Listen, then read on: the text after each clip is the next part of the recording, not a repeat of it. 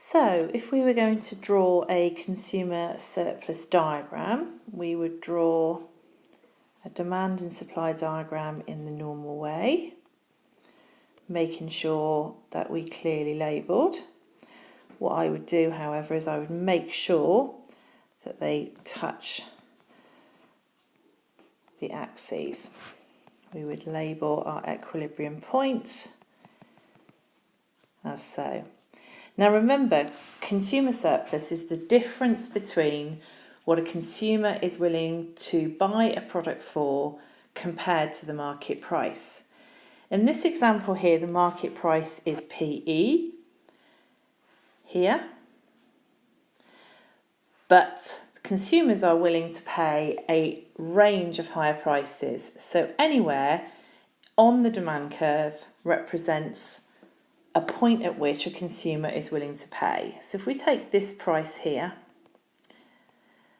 there are a number of consumers, let's say Q1, who are willing to pay that price of P1. And the same would be true for any point on the demand curve.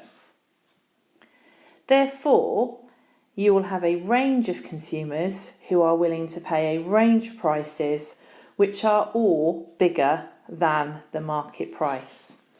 And so the total area of consumer surplus is the triangle above equilibrium, which we can see here on the diagram.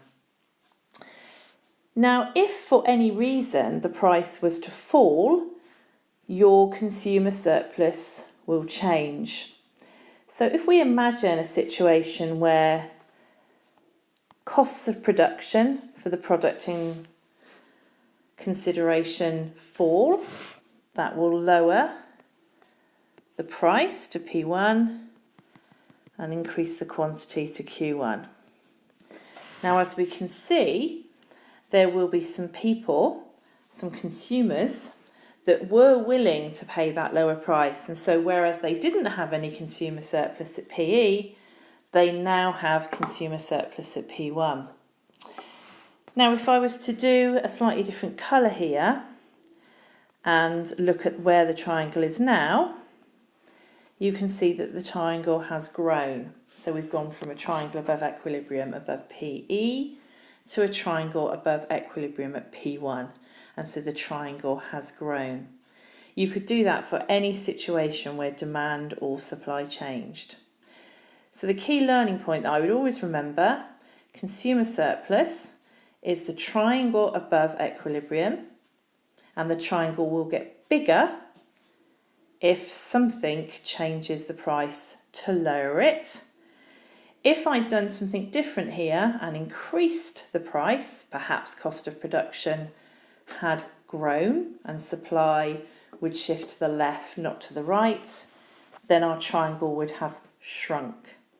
The other thing I would mention, if you look at the area now that I'll perhaps outline in blue, you can see, hopefully, that that shape there is the addition to consumer surplus.